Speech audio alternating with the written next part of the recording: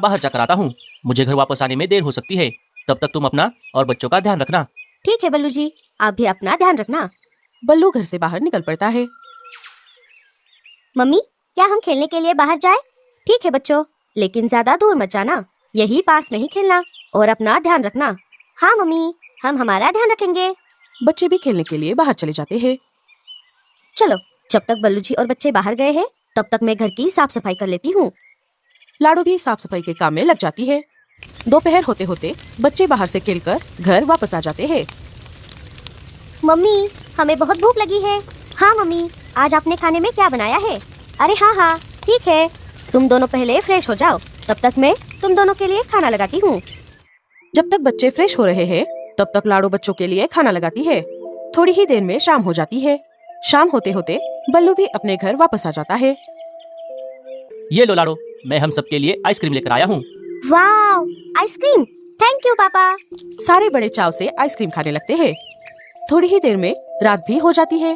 बच्चे अपने माँ बाप के पास सो रहे थे। अजी, ये बाहर अचानक इतनी ठंडी ठंडी हवा कैसे चल रही है? रुको, मैं दरवाजा खोलकर जरा बाहर जाकर देख कर आता हूँ। बल्लू दरवाजा खोलकर घर के बाहर आकर देखता है। जब उसने बाहर आकर देखा, बाहर तो बहुत तेज ठंडी ठंडी हवाएं चल रही थी। जब उसने आसमान की तरफ देखा तब तो वो बहुत घबरा गया। क्या हुआ बल्लू जी, आप बहुत घबराए हुए लग रहे हो। बोलिए ना, आपने बाहर ऐसा क्या देख लिया? अरे बाप रे लाडो, बाहर तो बहुत तेज ठंडी ठंडी हवाएं चल रही है। लगता है बहुत बड़ा तूफान आने वाला है। और जब मैंने आसमान की तरफ देखा तब तो मैं और ज्यादा घबरा गया, क्योंकि आसमान में सब तरफ घने घने काले बादल छाए हुए हैं। लगता है अब थोड़ी ही देर में तूफान के साथ साथ तेज बारिश भी होगी। अरे बाप रे बल्लू जी, अब हम क्या करेंगे? मुझे तो बहुत डर लग रहा है। ये बिन मौसम तूफान और बारिश बहुत खतरनाक होते हैं। क्या हमारा ये घोंसला इस सब को झेल पाएगा? क्या पता लाडो, लेकिन हमें सतर्क रहना होगा।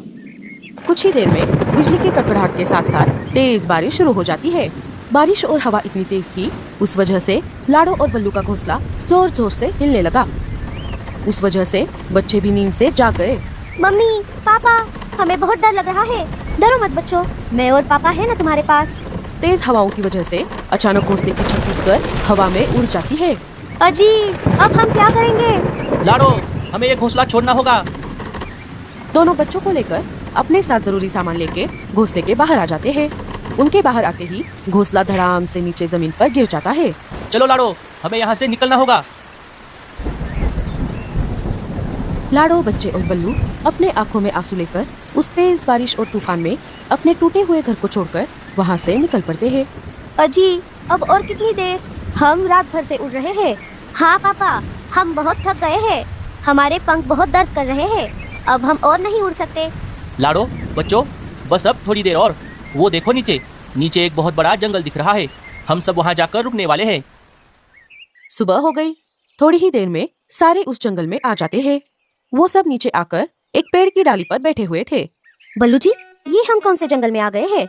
ये जंगल तो बहुत बड़ा दिख रहा है। हाँ पापा, मुझे तो ये जंगल बहुत डरावना लग रहा है। लाडो, बच्चों, तुम डरो मत, मैं हूं ना तुम्हारे पास। हमारा घर तो तूफान की वजह से टूट गया। अब हमें इसी जंगल में यही कहीं आसपास एक नया घोंसला बनाकर रहना होगा। बल्लू जी, अभी हम चारों बहुत थक गए हैं। आज के दिन हम यही कहीं आसपास किसी के पुराने घोंसले में रुक जाते हैं। कल सुबह होते ही हम हमारा नया घोंसला बनाने के काम में लग जाएंगे।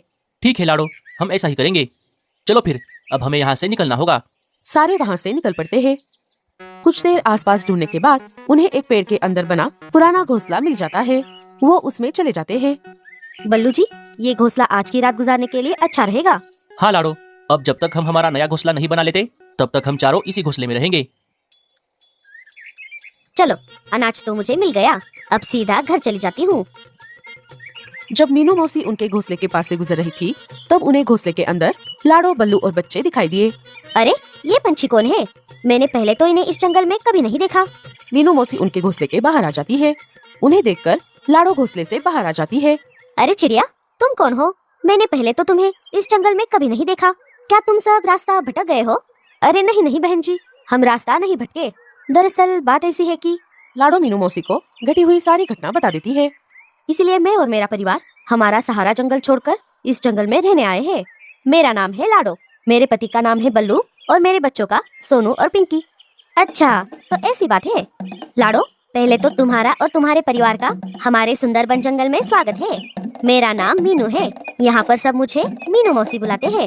अब जैसे जैसे दिन बीतते जाएंगे तुम्हारी सबसे अपने आप दोस्ती हो जाएगी और अब पिछली सारी बातों को भूल जाओ और इस जंगल में तुम्हारी नई शुरुआत करो। लेकिन हाँ, इस जंगल में कुछ बदमाश पंछी भी रहते हैं, उनसे जरा बचकर रहना। वैसे तो ये घोंसला किसका है ये तो मुझे नहीं पता, लेकिन तुम सब सतर्क रहना। चाहो तो तुम सब अभी मेरे साथ मेरे घर चलो। जब तक तुम्हारा नया घोंसला नहीं बनता तब तक तुम सब मेरे घर पर रहना। नहीं नहीं मीनू मौसी, आपका बहुत बहुत शुक्रिया। हम बस आज रात के लिए यहाँ रुकेंगे। कल सुबह होते ही हम हमारा नया घोंसला बना लेंगे। अच्छा ठीक है, फिर अब मैं चलती हूँ। अगर मेरी कोई जरूरत पड़े तो मुझे जरूर याद करना। मीनू मौसी अपने घर का पता देकर अपने घर की तरफ चली जाती है। मीनू मौसी को जाकर अभी कुछ ही देर हुई थी, तभी भूरा और रीमा उनके घोंसले के पास वाले पेड़ पर आकर बैठ जाते हैं। चलिए भूरे जी, इन नए पंछियों की जरा फिरकी लेते हैं। दोनों उनके घोंसले के बाहर आ जाते हैं। भूरा जोर से उनको आवाज लगाता है। अरे ओ बिन बुलाए मेहमान, बाहर आ जाओ। बल्लू घोंसले से बाहर आ जाता है। कहिए भाई साहब, मैं आपकी क्या मदद कर सकता हूँ? अरे वो सब जाने दे, तू पहले तेरे परिवार को लेकर मेरे घोंसले से बाहर निकल। अच्छा, तो ये घोंसला आपका है? भाई साहब, मेरा नाम बल्लू है। दरअसल बात ऐसी है कि बल्लू सारी बात उन दोनों को भी बता देता है। भाई साहब, बस आज रात के लिए हमें इस घोंसले में रहने दो। सुबह होते ही हम यहाँ से चले जाएंगे। बड़े आए रहने वाले। हमने क्या यहाँ पर धर्मशाला खोल कर रखी है? अगर रहना है तो कुछ ना कुछ देना होगा। रीमा की बात सुनते ही लाडो अंदर से थोड़ा अनाज लेकर बाहर आ जाती है। बहन जी, अभी तो हमारे पास बस ये अनाज है, बाकी हमारे पास कुछ भी नहीं है। ठीक है, हम ये अनाज ले लेते हैं, लेकिन बस आज के लिए। कल सुबह होते ही ये घोंसला खाली कर देना। इतना बोलकर दोनों वहाँ से चले जाते हैं। क्यों भूरे जी, कैसा लगा? रीमा, तुम्हारा जवाब नहीं। ऐसे कामों में तुम बहुत माहिर हो। थोड़ी ही देर में रात हो जाती है। लाडो, बल्लू और बच्चे सोने ही वाले थे कि तभी उन्हें दरवाजे के बाहर एक शिकारी चील उनके घोंसले की तरफ आते हुए दिखाई दिया। अरे बाप रे लाडो, वो चील तो इधर ही आ रहा है। चील घोंसले के बाहर आकर बैठ जाता है। चलो, आज का खाने का जुगाड़ तो हो गया। आज मैं पेट भर के खाना खाऊंगा। अरे बाप रे लाडो, ये घोंसला तो इस शिकारी चील का है। इसका मतलब उस कौवा और कवि ने हमें उल्लू बना दिया। हाँ बल्लू जी, अब हम क्या करेंगे? लाडो, अब हम आगे के दरवाजे से तो नहीं बाहर जा सकते, क्योंकि वो चील हमें पकड़ लेगा। हम एक काम करते हैं, उसके अंदर आने से पहले हम इस पीछे वाले खिड़की से बाहर निकल जाते हैं। चील के अंदर आने से पहले लाडो, बच्चे और बल्लू घोंसले के पीछे वाली खिड़की से बाहर निकल जाते हैं। चील शिकार को लेकर घोंसले के अंदर आ जाता है। अरे, मुझे यहाँ कुछ अलग सी गंध आ रही है। लगता है जब मैं मेरे घोंसले में नहीं था तब यहाँ कोई नया पंछी आया था। छह, मुझे आने में देर हो गई। लगता है मेरे आने से पहले वो यहाँ से चला गया। लेकिन कोई बात नहीं, अभी मेरे पास जो शिकार है मैं उसे खा लेता हूँ। बल्लू जी, अब हमारा क्या होगा? लाडो, आज रात के लिए हम उन मीनू मौसी के पास जाते हैं। थोड़ी ही देर में सारे मीनू मौसी के घर में आ जाते हैं। लाडो सारी बात मीनू मौसी को बता देती है। लगता है तुम्हारा पाला रीमा और भूरे से हुआ था। वो दोनों बहुत बदमाश है। कल सुबह होते ही मैं उन दोनों को अच्छा सबक सिखाऊंगी। लेकिन अच्छा हुआ तुम सब उस शिकारी चील से बच गए। अब डरने की कोई बात नहीं है। तुम सब अब मीनू मौसी के घर पर हो। यहाँ तुम्हें कोई परेशानी नहीं होगी। रुको, मैं तुम सबके लिए गर्मा गर्म खाना लगाती हूँ। सारे बहुत भूखे थे। मीनू मौसी सबके लिए खाना लगाती है। सब भरपेट खाना खाने लगते हैं। खाना खाने के बाद सब सो जाते हैं। फिर अचानक आधी रात को सुंदरबन जंगल में भी ठंडी ठंडी तेज हवाएं बहने लगती है और बादल भी जोर जोर से गरजने लगते हैं। इस सब की वजह से सारे नींद से जाग जाते हैं। अरे बाप रे बल्लू जी, अब क्या यहाँ पर भी बारिश होगी? अरे लाडो, तुम चिंता मत करो, ये जंगल एक वर्षावन है। यहाँ पर साल के 12 महीने बारिश होती रहती है। मेरा घोंसला बहुत मजबूत है, हमें कुछ नहीं होगा। थोड़ी देर तूफान और बारिश ऐसे ही चलती रही। फिर अचानक तूफान और तेज हो गया। इस वजह से मीनू मौसी का घोंसला जोर जोर से हिलने लगा। देखते ही देखते घोंसले की छत टूटकर हवा में उड़ गई। अरे बाप रे, ये क्या हो गया? लाडो, पल्लू, बच्चों, हमें यहाँ से बाहर निकलना होगा। सारे घोंसले से बाहर आ जाते हैं। बाहर आते ही मीनू मौसी का भी घोंसला टूटकर नीचे गिर जाता है।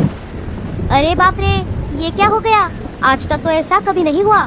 मैंने मेरा घोंसला बहुत मजबूत बनाया था, पता नहीं ऐसा कैसे हो गया। मीनू मौसी, हमारे साथ भी ऐसा ही हुआ था। ये तूफान बहुत भयानक है। अब हमें यहाँ से निकलना होगा। हाँ मीनू मौसी, अब हमें किसी सुरक्षित जगह की खोज करनी होगी।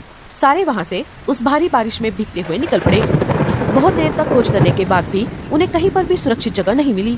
सारे थक हार कर एक पेड़ पर आकर बैठ गए।